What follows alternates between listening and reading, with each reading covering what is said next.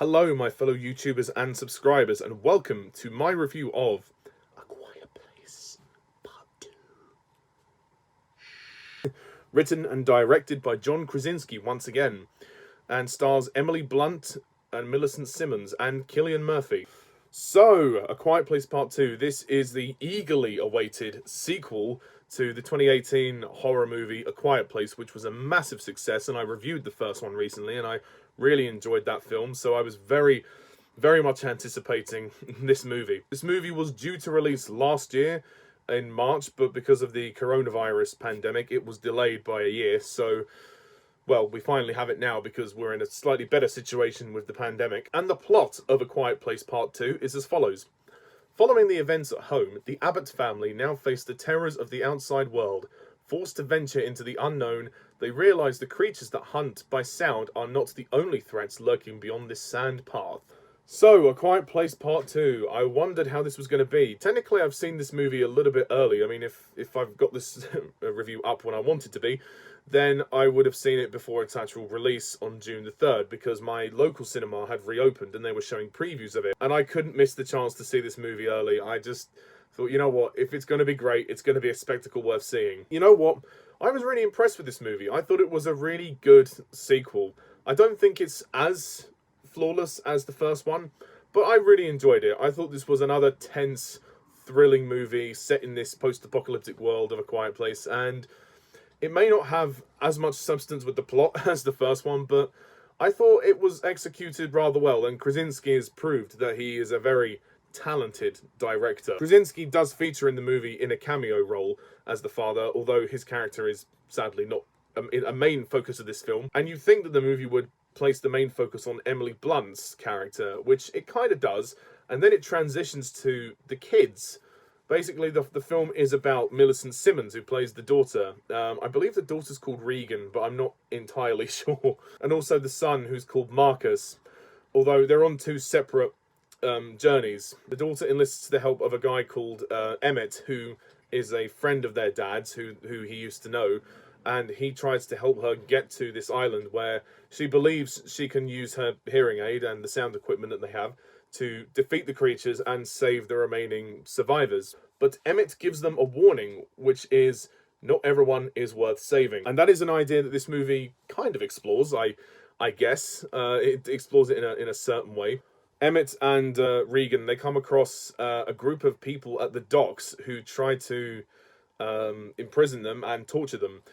Obviously, the creatures are the main threat here, but the humans, you know, there are some humans who are a little bit despicable in this movie, but beyond that scene, we don't get any other sense of danger with the humans. So maybe the film could have gone further with that idea, but they still explored it in a good way. In this particular installment, we get to see more of the creatures, and I thought it was great to see more of them. We get to see how terrifying they really are. I mean, the first movie did a great job at kind of building the suspense and building up to the real threat with these creatures, but this is where we get to see the creatures at their worst, and I have to say, they are definitely a force to be reckoned with. It opens with this incredible action sequence, which is set on the first day of the outbreak, where we get to see a little bit of the Abbott family life before the actual outbreak happened, which I thought was really cute, and it was nice. You know, they had their other little son with them, the one they lost in the first film. Spoiler alert. We focused on two different sections of the family because the daughter went with the dad in the car, and then the mum was driving the boys.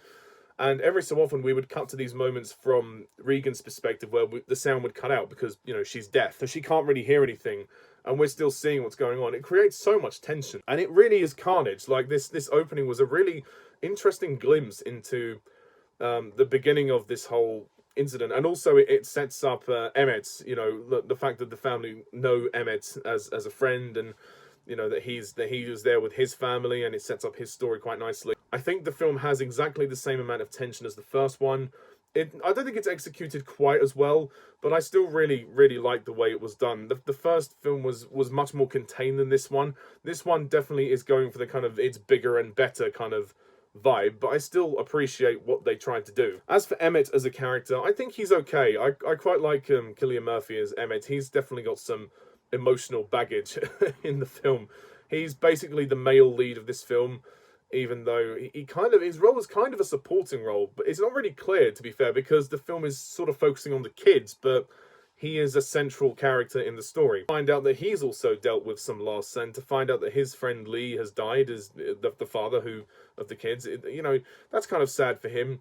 And at first he's very reluctant to help Regan because he doesn't believe these people are worth saving, and you know, there's a sense of kind of hopelessness and despair about this movie. And she has her heart set on doing this, and she really believes she can do it. And then he goes to find her, and he sees, you know, what she can do and how she can fight the creatures, and then he believes, okay, there is hope. So there's a nice kind of message about sort of hope, and I think that's the key of the film, and because that's probably why they focus on the kids. And also the character of Marcus, who's not the youngest son, but he's actually the oldest son, who sadly gets injured in the beginning of the film, and then he's physically wounded, but he has to take care of his little baby brother, and he's confined to this this underground base for most of the film.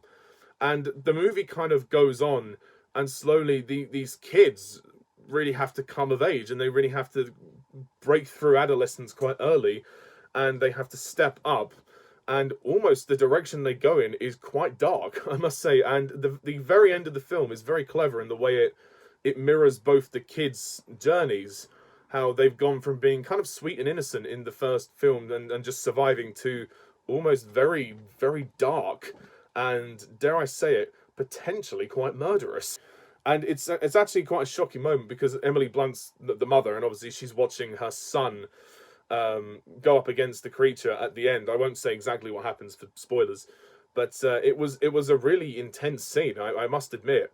And same with when Emmett looks at Regan when she fights the creature at the end of the film, and it was a little bit abrupt, the ending. That would be my sort of one criticism. I thought it was quite abrupt, but I really thought that it was a good, sort of more of a haunting ending than the first one. The first one, at the end, you knew, okay, there's still more of these creatures out there. We have to go and fight them. They managed to finally work out how to stop the creatures at the end of the first one. With this, they know how to stop the creatures, but it's just a case of trying to get to a place where they think they can do so. This island has like a music studio or recording studio where they can broadcast the sound from the hearing aid to defeat the creatures. CGI was really good for this film. I thought it looked terrific, and the cinematography is beautiful. John Krasinski is a great director. This is a beautifully shot film. It looks so good. It's a very well told story, even though the story one might consider to be very simple, but I thought it was very effective. There's also a lovely emotive scene when Emily Blunt's character, who's the wife of John Krasinski, well, they're actually married in real life, but in the story of the film, she goes back to the grave of her husband, and there's a pivotal moment where she lets him go, and I thought that was a very beautiful moment too. Like the movie, once again, is less about the horror and the spectacle and more about the emotional moments. The fact that it's called A Quiet Place is almost very much referencing the kind of the more emotional moments where characters are more intimately involved with each other, and we get to feel what they're feeling. And, you know, the sense of, you know, defeat is quite common here. Especially with what happens at the very start of the film. The film is arguably that much more dark and depressing than the first one, because the family had to evacuate their original home on the farm, and they're on the run. They're on the run with a newborn baby. So, oh my God, it's just a real it's a real sad situation, I must say. Once again, the movie does owe a kinship to The Last of Us. It is a sort of similar vibe to that in any sort of post-apocalyptic film like this. I mean, Emmett's character, like I said, he is a good character, and I do appreciate that, you know, he lost, you know, someone in his family. He did kind of feel at first like a plot device just to get Regan to the island, but I grew to like him. I thought Cillian Murphy did a quite a good job, but he's no John Krasinski. He doesn't have the charm or charisma of John Krasinski, and he's a bit more depressed than that character. But we do get to see John Krasinski in the opening, which is good. Like I've said, the opening is amazing. The music score is good by Marco Beltrami. Once again, a very good score. It is well, very much the same as it is in the first one. And I'm not somebody who's a huge horror fan, but I really loved the first film because it was more about the emotional storyline. And I really appreciate the fact that it was more story-based. It was story-driven. It wasn't about the scares. It wasn't about, you know, the horror situation. Although the situation is a huge part of this world in these movies, in the Quiet Place movies. But it's the more intimate moments that I appreciate. The fact that both these movies take time to really show you how the characters are feeling, and show, you know, when people are desperate, how far they go, and what they have to do to survive. And it's a really emotional film, and I think both movies are very good together. This one is a good companion piece to the first one. I mean, Millicent Simmonds is incredible in this film. This is definitely her best performance out of the two films, and this is clearly her film. Like I said, Emily Blunt is also very good, although she is kind of sidelined as the story goes on. But I also have to mention Noah Jupe as Marcus Abbott, whose character really kind of has to step up at the end, but not in the way we think. There's also a cameo from Djimon Honsou.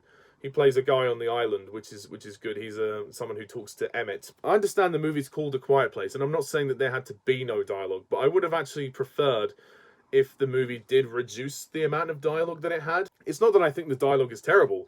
It's because I feel that when this movie is at its best is when characters aren't talking.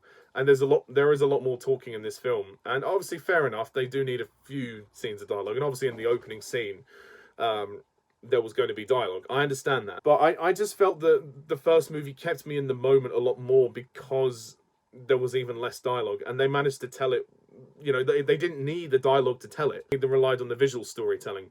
And I just feel like this movie kind of, in a few scenes, I was like, you know what, you could have told this without dialogue. It would have worked much better. These scenes are great, but I just feel like it's just a nitpick for me. So overall, A Quiet Place Part 2, this is a really good sequel. I really enjoyed it. It's very much more of what we got in the first one. The story is a bit darker, and it progresses the kids a lot more. This is really their film, to be honest. There was some really great emotional moments. The creatures were terrifying. It was wonderful. It was a really good film, and I will definitely give this one a 9 out of 10.